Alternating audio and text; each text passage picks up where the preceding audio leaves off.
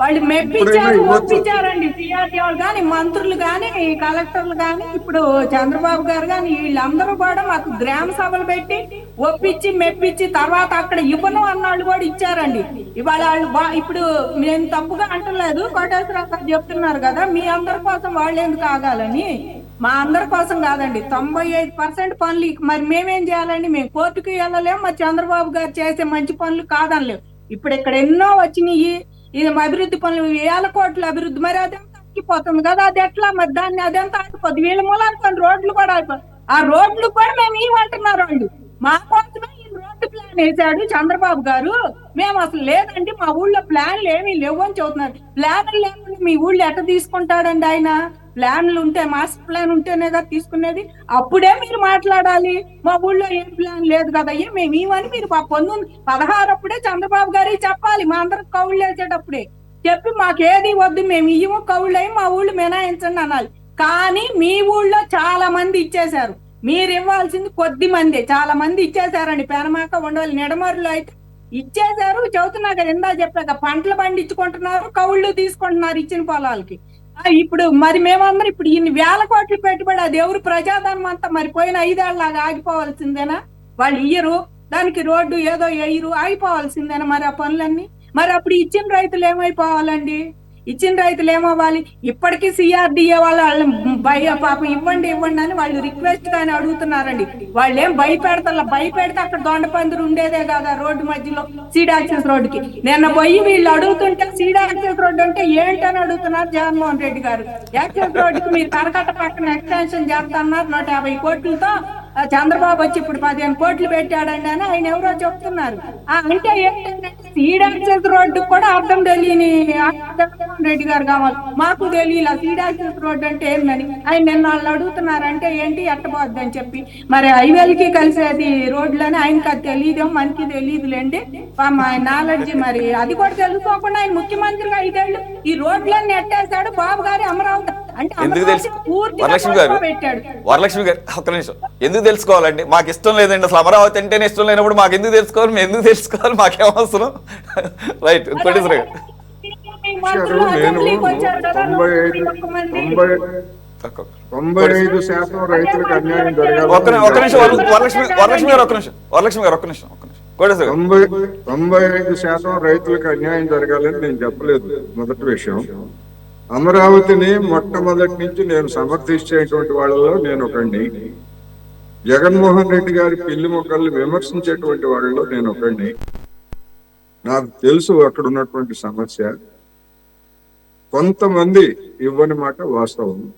ఆ ఇవ్వనటువంటి వాళ్ళని వాళ్ళ భూములకు సంబంధించి నేను ముందే చెప్పాను, రోడ్డుకి లేకపోతే ఇతర ప్రజా ప్రయోజనాలకు అవసరమైనప్పుడు ఎంత మేరకు అవసరమో అంత మేరకు తీసుకోండి, చట్ట ప్రకారం వాళ్ళకి పరిహారం చెల్లించండి.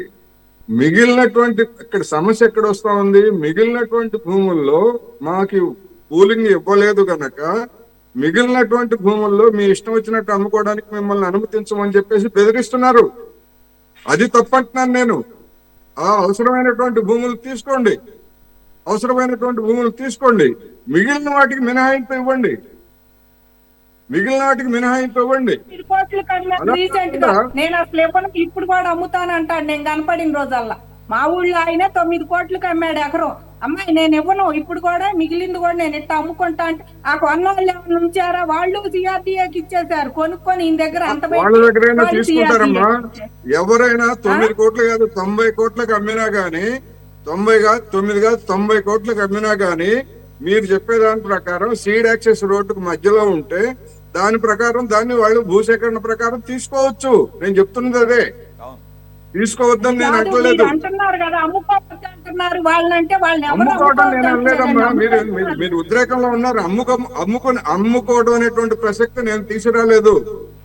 వాళ్ళు మీకు కావాల్సినటువంటి రోడ్డుకు కావాల్సినటువంటి భూమిని తీసుకొని, రోడ్డుకు కావాల్సినటువంటి భూమిని తీసుకొని మిగిలినటువంటి భూమి వాళ్ళ ఇష్టానికి వదిలేయాలి అంటున్నాను నేను. అంతే తప్ప మీరు పూలింగ్ ఇవ్వలేదు కనుక ఇది దీనికి మేము పర్మిషన్ ఇవ్వము, లేకపోతే అది ఇవ్వము ఇది ఇవ్వము అని తర్వాత ఇబ్బందులు పెట్టొద్దంటున్నాను. అవసరమైనటువంటి భూమి తీసుకోండి. మీరు మిగిలినటువంటి ఇబ్బంది భూమికి వాళ్ళకి పెట్టలేదండి. స్వేచ్ఛగా వాళ్ళని వదిలేయమంటున్నాను ఇంకా నేను. అడుగుతానే ఉండాలి. సిఆర్డి వాళ్ళు అంటే బతిలాడుతానే అంటే నేను ఉన్నారు. దాన్ని కాదు, కాదనట్లేదు. మీరు వరలక్ష్మి చెప్పింది మీకు గారు, అర్థం కాకపోతే నేను ఏం వరలక్ష్మి చేయలేను.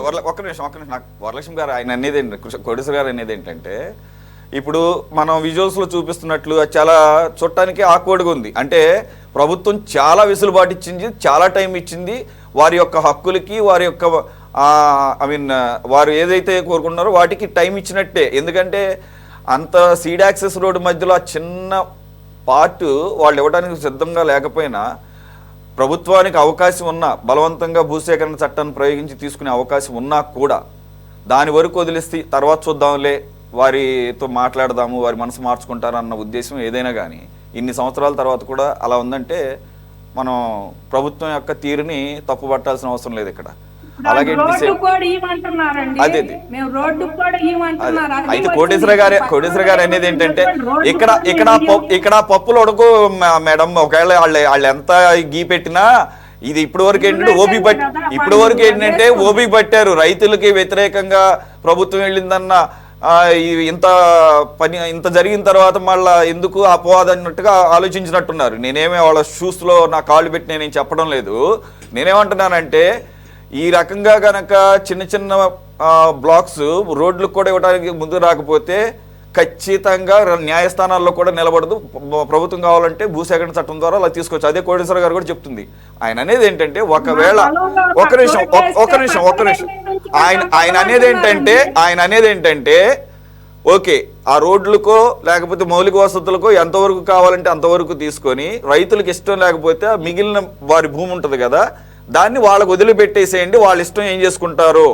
కాకపోతే ప్రభుత్వం ఏంటంటే ఇది ఒక మాస్టర్ ప్లాన్, దీనికి ఒక సమగ్రమైనటువంటి ఇది ఉంది కాబట్టి అది డిస్టర్బ్ అవుతుందనో ఇంకోటో కారణం చేత బలవంతంగా మీరు అక్కడ ఇది చేయకూడదు, అది చేయకూడదు, అమ్ముకోకూడదు, లేకపోతే పలానాది కట్టుకోకూడదు, ఇల్లు కట్టుకోకూడదు అని చెప్పేసి పర్మిషన్లు ఇవ్వకుండా ఆపుతుందేమో. అలా కాకుండా ఆ భరోసా ఏమైనా కల్పిస్తే వాళ్ళు ముందుకు వస్తారేమో అనేది ఆయన చెప్పేది. వరలక్ష్మి గారు ఏమండి, ఇవాళ సిఆర్డిఏ వాళ్ళు వాళ్ళ ఇష్టమైన చాట ప్లాట్లు ఇస్తామంటున్నారు. వాళ్ళు ఆఖరికి రోడ్డు కూడా మా కోసం ప్లాన్ లో పెట్టారండి. అసలు రోడ్డు వేసేది లేదు మా ఊళ్ళకి. ఈ మాస్టర్ ప్లాన్ లో మా ఊళ్ళే లేవు అని చెబుతున్నారు వాళ్ళు. వీళ్ళేమో సిఆర్డిఏ వాళ్ళేమో లేకుండా ఎట తీసుకుంటామమ్మా కూలింగ్ కి, ఊళ్ళో ప్లాన్ లో లేకపోతే అని వాళ్ళు అంటున్నారు. ఇవన్నీ కూడా ఈ రైతులు ఇవ్వకుండా ఉండటానికండి. పైన ఇప్పుడుండాళ్లే, ఇప్పుడు నేను తప్పుగా అంటున్నా, ఇప్పుడున్న రైతు సోదరులు వెళ్ళిన వాళ్ళే వాళ్ళకి అమరావతి కావాలి, మళ్ళీ ఇవన్నీ పంటలు వాళ్ళు పండించుకోవాలి, మిగిలిన రోడ్లకు వాళ్ళకి మళ్ళీ వీళ్ళు ఇస్తానికి లేదు. మాకు అరాకమే ఉందండి, రోడ్డు పోతే ఎట్టా మా పర్సెంట్లు ఏం చేసుకోం మేము అని మళ్ళీ అక్కడ అడుగుతున్నారు ఆయన్ని. ఆ పర్సెంట్లు ఎక్కడో సాటి నీ ప్లాట్ల రూపంలో ఇస్తామంటున్నారు కదా, అది మాకు వద్దండి, నేను అరెకరం రైతుని నేనేం చేయాలి. ఇవన్నీ మేము ఆలోచించలేదండి అప్పట్లో. ఫస్ట్ లో మేము భూములు ఇచ్చేటప్పుడు ఇవన్నీ రాజధాని భూములు ఇస్తున్నాం, మనీ 40 సెంట్ ఇస్తున్నారు. ఆ 40 సెంట్ కూడా డెవలప్ అయితే మన ఎకరం రేటు వచ్చింది, మనకి ఇబ్బంది ఏమి లేదు, మన పిల్లల భవిష్యత్తు బాగుంటది. ఎప్పుడైనా హైదరాబాద్ లో ఒక ఇల్లు ఉంటే బాగుండు అనుకునే వాళ్ళు అందరూ. మీరు అనుకునే వాళ్ళు లేదు, మేమైతే ఇక్కడ వాళ్ళు అందరూ మా ఆడపడుచులు ఉండేవాళ్ళండి. అబ్బా అక్కడ మనకు సొంత ఇల్లు వాళ్ళకిలాగా ఉంటే బాగుండు అనుకునేవాళ్ళు. ఇప్పుడు మనకి అవకాశం వచ్చింది, మనం చక్కగా ఈ రాజధానిలో ఉంటాము, ఇల్లు ఈ భూములు ఇస్తామని చెప్పి అందరం అనుకొని అందరం ఇస్తే ఇవాళ వీళ్ళు మీ 6 ఎకరంలో రోడ్డు పోతే అట్ట 10 సెంట్లు అయితే అట్ట అంటే ఇప్పుడు 20 సెంట్లు ఉండే గ్రామ కంటాలు కూడా చాలా మంది వదులుకున్నారండి. 10 సెంట్లే గ్రామ కంటాలకు కుదిచ్చారు. అట్లా ఇచ్చిన వాళ్ళు కూడా వాళ్ళకి ఎక్కడోసారి ఫ్లాట్ ఇస్తున్నారు, ఆ లేని వాళ్ళకి టీఆర్ బాండ్లని ఇస్తా అన్నారు. అట్లా ఏదో ఒకటి చేసుకుంటున్నారు కానీ అసలు మేము ఏమంటున్నారండి రోడ్లకు కూడా. అట్లాంటప్పుడు ఏం చేస్తారు? ఏం జరగదు. అది గనక నోటిఫికేషన్ చట్ట ప్రకారం వెళ్తే 4 రోజులు లేట్ అవుతుందేమో కానీ 4 రోజులు లేట్ అవుతుందేమో కానీ ప్రభుత్వాలని ఏమి ఆపే పరిస్థితి ఏమి ఉండదు. ఈవెన్ కోర్టులు కూడా దాన్ని ఏమి అడ్డుకునే పరిస్థితి ఉండదు నాకున్న నాలెడ్జ్ ప్రకారం. సార్ బొట్టల రామారావు గారు ఎనీథింగ్ టు సే? అమరావతి కాదండి, పోలవరం కూడా ఇష్టం ఉండదు. ఇష్టం ఉంటే అది బాగు చేసి రాయలసీమ బిడ్డగా రాయలసీమకి నీళ్లు ఎక్కువ బెనిఫిట్, ఆంధ్రాకే పోలవరం బాగు చేస్తే అది లైన్ లో పెడితే. ఎన్నిసార్లు మేము 19 బాగు చేస్తాం, 18, 20కి చేస్తాం, 22 చేస్తాం, రోజు అసెంబ్లీలో చెప్పి దానికి ఏమైనా చేశారండి? ఆయనకి ఏది ఇష్టం ఉండదు. అమరావతి ఒకటే చేస్తే అట్ట 3 ఊళ్ళు ఉండాలని టైం పాస్ చేశాడు. ప్లీజ్ పోలవరం గురించి మీకు ఇంకా సరైన అవగాహన లేనట్టుంది కానీ సురేష్ గారు, ఒకటి సురేష్ గారు రామారావు గారు ఒక్క నిమిషం ఆగండి. విషయం ఏంటంటే ఒక్క నిమిషం ఆగండి. జగన్మోహన్ రెడ్డి రామారావు ఒక్క నిమిషం ఆగండి. ఒక్క నిమిషం ఆగండి. ఇప్పుడు సురేష్ గారు, మనం సరస్వతి పవర్ ప్లాంట్ లేదా ఇండస్ట్రీస్ కు సంబంధించినటువంటి భూముల వ్యవహారంలో అసైన్డ్ ల్యాండ్స్ గురించి మనం చర్చ చేసాం. 24 ఎకరాల ఎంతో దాన్ని రద్దు చేస్తూ అధికార యంత్రాంగం నిర్ణయించింది. మరి రాజధాని ప్రాంతంలో అసైన్ ల్యాండ్స్ వాళ్ళు అమ్ముకున్నారని చెప్తున్నారు. కొన్న వాళ్ళకి ఆ రైట్ ఉందా? రైట్ లేదు. వాళ్ళు అమ్మకూడదు, కొనకూడదు. కానీ అల్టిమేట్ గా చట్టం ఏం చెప్తుందంటే కొన్న వాళ్ళనే బ్లేమ్ చేస్తుంది, కొన్న వాళ్ళే అల్టిమేట్ గా నష్టపోతారు. మరి ఇప్పుడు అటువంటి వాళ్ళ విషయంలో ఇప్పుడు ఏం చేయబోతున్నారు? ఇక్కడ అమరావతిలో ఏం చేయబోతున్నారు? సరస్వతి భూములను మనం సమర్థించాం, ప్రభుత్వం తీసుకున్నటువంటి దాన్ని 24. మరి ఇక్కడ ఆ విధంగా అవసరాల కొద్దీ అమ్ముకున్నటువంటి వాళ్ళు ఉంటే మరి ఆ భూములను ఇప్పుడు ఏం చేస్తారు? ఆ ప్లాట్లు కావచ్చు, ఆ భూములు కావచ్చు అనేటువంటి సమస్య కూడా వస్తుంది. అందుకని సమస్యలు వచ్చినప్పుడు వాటిని బ్లాక్ అండ్ వైట్, మంచి చెడు రెండు అంశాలను కూడా పరిశీలించి తీసుకోవాలి. అప్పుడు కూడా చెప్పాను నేను, ఒకవేళ మొత్తం ఆ 1400-1500 ఎకరాల్లో తీసుకున్నప్పుడు మధ్యలో 1 ఎకరం 2 ఎకరాల్లో ఉంటే అసైన్ ల్యాండ్స్ అన్ని దాన్ని అట్లా వదిలేస్తే అది ఇబ్బంది కలిగించేటువంటి అంశమే ప్రాక్టికల్ గా మనం చూసినప్పుడు. ఇప్పుడు అట్లాంటిదే ఈ అమరావతి ఈ రోడ్లకు సంబంధించినటువంటి యాక్సెస్ విషయంలో కూడా అలాంటిది వచ్చినప్పుడు ఎమికబుల్ గా, వివాదాస్పదం కాకుండా అందరికీ న్యాయం జరిగే విధంగా చర్య తీసుకోవాలనేదే నేను చెప్పదలుచుకున్నా. అలా కాకుండా మాకు అధికారం ఉంది, మేము మీకు వాళ్ళు ఇవ్వకపోయినా పర్మిషన్ ఇవ్వం, ఇట్లాంటివి చేస్తే మాత్రం అదే చెప్తా ఉన్నారు. ఇక్కడ ఎవరిని బెదిరించడం లేదు. ఆయన పదే అదే చెప్పాలని చూస్తారు. మీరెవరండి చెప్పడానికి? నాకేం చెప్పక్కర్లేదు, నాకు తెలుసు. మీరు అదే చెప్తున్నారు. పదే ఎవరు బెదిరించారు? బెదిరిస్తే కోట ప్రభుత్వం వచ్చి ఆ రోడ్లు అంతే ఉన్నాయి కదా, అది మీకు కనపడటం లేదా? ఆ మాట బెదిరిస్తున్నారు. ఎవరిని బెదిరించారు? మీరు చూసారా బెదిరించడం? మీరు చూసారా బెదిరించడం? అన్న బెదిరించడం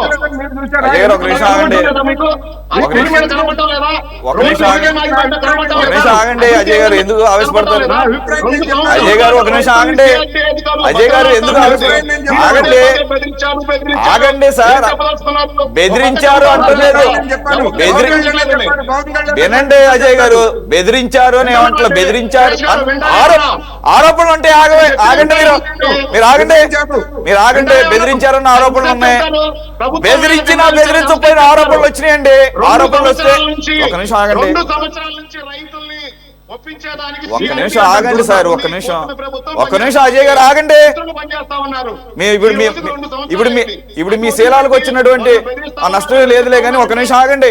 ఆరోపణలు వచ్చినంత మాత్రం లేదా బెదిరించారన్న మాత్రాన ఇప్పుడు మీ శీలానికి వచ్చినటువంటి ఇదే లేదులే కానీ నేను ఎందుకలా విజువల్స్ వేయించాను? నేను that visuals answer so many things.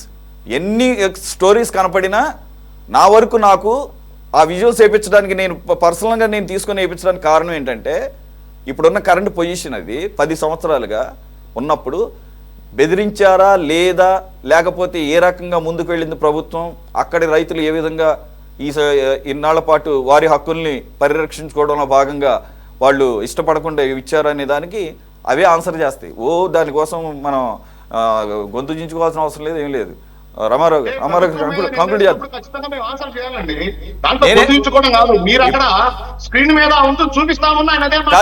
కదా మరి ఇంకెందుకు? మరి ఆగండి. ఇప్పుడు అలా కాదండి, ఒక్క నిమిషం ఆగండి. ప్రభుత్వం అన్న తర్వాత ఏంటి ఆ హై హ్యాండెడ్నెస్ తోనో ఒక ఐరన్ ఫిస్ట్ తోనో కొన్ని సందర్భాల్లో, అన్ని సందర్భాలు కాదు, ఇక్కడ జరిగిందా లేదు పక్కన పెడదాం, ఏదో ఒక సందర్భంలో అక్కడ గ్రామ సభల్లోనో ఇంకో రకంగానో సిఆర్డీఏ దగ్గరికి వెళ్ళినప్పుడు స్టోరీ వినలేదా? మొన్నటి వరకు ఒక అతనికి మిమ్మల్ని నమ్మి దీనికి ఎంతో అవసరం ఉన్నటువంటి 20 ఎకరాలు ఇచ్చినటువంటి ఆసామి ప్రైవేట్ యూట్యూబ్ ఛానల్స్కి వచ్చి నేను ఇష్టపడి ఇచ్చాను, నా భూముల మీదుగానే సీడ్ యాక్సెస్ రోడ్ వేసుకున్నారు, నా సమస్యలు ఇప్పటికీ పరిష్కారం కాలేదు, కన్నమాబాబు గారి దగ్గరికి వెళ్తేనేమో అసలు పట్టించుకోడు, ఎన్నోసార్లు నారాయణ గారి దగ్గరికి వెళ్ళాను, పెమసాని గారి ఫోన్ నంబర్ నా దగ్గరకు ఉంటుంది, నా సమస్య పరిష్కారం ఇప్పుడు అది నేను చెప్పదు 6 నెలల క్రితం, ఆయన పేరు గుర్తులేదు నాకు అని చివరికి ఫ్రస్ట్రేషన్ ఏమన్నాడు చెప్పనా, నేను రేపు కనుక అమ్మా ఆయనకి ప్రభుత్వం పట్ల సాఫ్ట్ కార్నర్ ఉండి 14-19 మధ్య ఇష్టపూర్వకంగా ఇచ్చాడు. పెద్ద ఆసామి 20 ఎకరాలంటే మరి నేను నాకు గుర్తున్నంత వరకు నా పొలం నుంచే ఇప్పుడు ఆ సీడ్ యాక్సెస్ రోడ్ తీశారు. నాకు న్యాయం జరగట్లేదు, ఇచ్చిన భూములు ఏంటంటే పూలింగ్లో లేవు అట్ట అవి. వాడేమో నువ్వెవడరా నా దగ్గరకు రావచ్చు అని చెప్పేసి అంటున్నాడు, నేను పూలింగ్కి ఇవ్వలేదని చెప్పేసి. వీటిని పరిష్కరించండి బాబు అని చెప్పేసి అంటే వచ్చి 2 సంవత్సరాల తర్వాత కూడా పరిష్కరించలేదు. సిఆర్డీ అధికారులు ఒక రకంగా ఉన్నారు. నాకు మొత్తం వీళ్ళందరితో పరిచయాలు ఉన్నాయి, చూడంగానే గుర్తుపడతారు. పెంబసాని డైరెక్ట్గా మాట్లాడతాడు నాతో అన్న వ్యక్తి సమస్య నాకు పరిష్కారం కాలేదు. రేపు ఇక మాకు అంటే ఆయనకు ఓపిక నశించింది. రేపటి లోపల కనుక ఇది రేపు మాపు అంటూ తిప్పించుకుంటున్నారు. పని కాకపోతే ప్రొక్లైనర్ తీసుకొని నేనే స్వయంగా సీడ్ యాక్సెస్ రోడ్డుని దున్నుతా, అంటే మొత్తం కాదు ఆయనది ఏదైతే తీసుకున్నారో దాని వరకు దున్నుతా అని చెప్పేసి అంటే ఎస్ అలాంటి మాటలు మాట్లాడితే మరి కేసు అవుతుందంటే కేసు కావడం కోసమే నాకు అప్పుడన్నా న్యాయం జరుగుతుందని కావడం కోసమే అని చెప్పేసి ఓపెన్గా అధికారుల ముందు మాట్లాడాడు, మీడియా ముందు మాట్లాడిన తర్వాత ఆయన పరిష్కారం అయింది. అటువంటివి జరిగినాయి అంటున్నాను. కాబట్టి ఏంటంటే బెదిరించడాలు ఇవన్నీ అందరినీ కలిపి బెదిరించారని చెప్పడం లేదు సురేష్ గారిని, అసలు సమస్యలే లేవని చెప్పడం లేదు. కొంతమంది అధికారుల అలసత్వం వల్ల ఇబ్బందులు జరిగాయి. అవును, ఇప్పుడు అలా కాదండి. ఇప్పుడు అలాగే వినండి సార్, వినండి మిమ్మల్ని కాదు, చంద్రబాబు నాయుడు బెదిరించాడని కాదు దాని అర్థం. ప్రభుత్వం తరపున ఏ ఒక్క అధికారి బెదిరించినా ప్రభుత్వం బెదిరించిందని అంటారు. ఓకేనా, దాన్ని తీసుకోండి తప్పేం లేదు. సురేష్ గారు నేను అదే చెప్తా ఉన్నాను. సురేష్ గారు పదే జరుగుతున్నప్పుడు ఖచ్చితంగా మా తరపు నుంచి మేము కూడా ఆన్సర్ చేయాలి కదా. అవును సార్, అవన్నీ సహజంగా వచ్చేటటువంటివే అధికారులు. మీరు ఆ విధంగా స్క్రీన్ మీద ఆ షాట్లు చూపిస్తా ఉన్నారు. 2 సంవత్సరాల నుంచి ప్రభుత్వం చెప్పాను కదా సున్నితంగా రైతుల్ని ఒప్పించి, రైతు సోదరులను ఒప్పించి వాళ్ళకి ఎటువంటి ఇబ్బంది జరగకుండా ఇప్పుడు ఇప్పటికే టైం ఎక్కువైంది.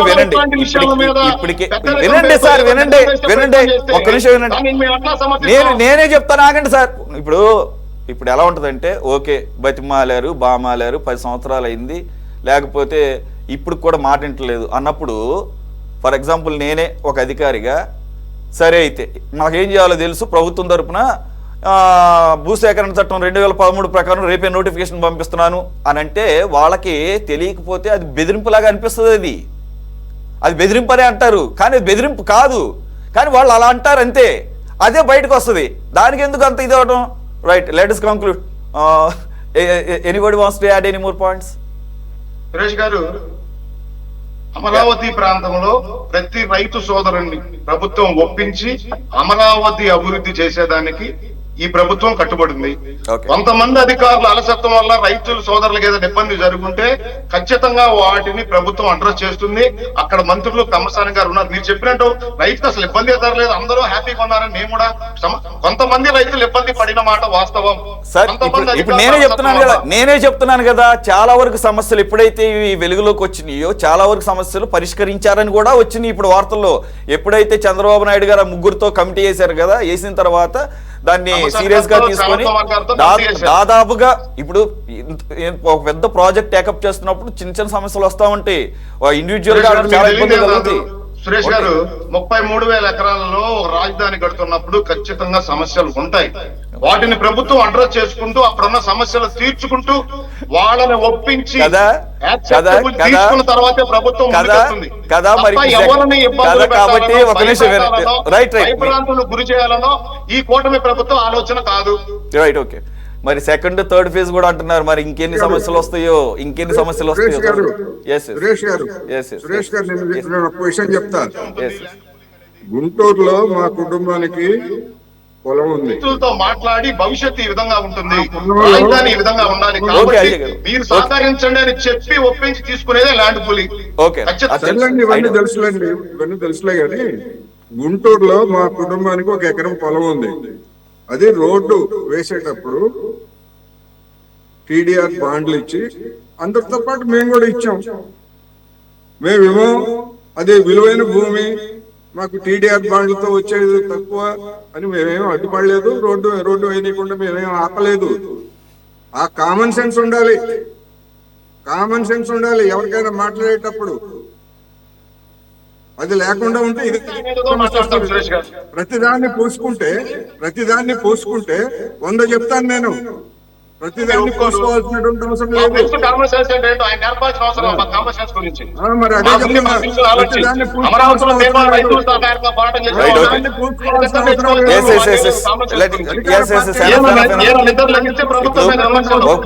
ఒక నిమిషం ఆగండి.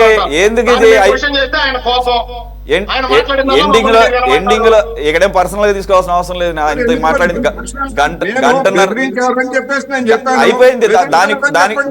దానికి కూడా అన్ని కోణాల్లో మనం అవసరం చేసి గంటన్నర సేపు చక్కగా హుందాగా జరిగినప్పుడు దాన్ని అట్లాగే ఎండ్ చేద్దాం. Okay, thanks for joining Ajay గారు, రామారావు గారు, కోటేశ్వర గారు అండ్ ప్రత్యేక కృతజ్ఞతలు వరలక్ష్మి గారు. ఇది వాటి టాప్ డిబేట్. మరో అంశంతో మళ్ళీ కలుద్దాం. Stay tune to city 24/7.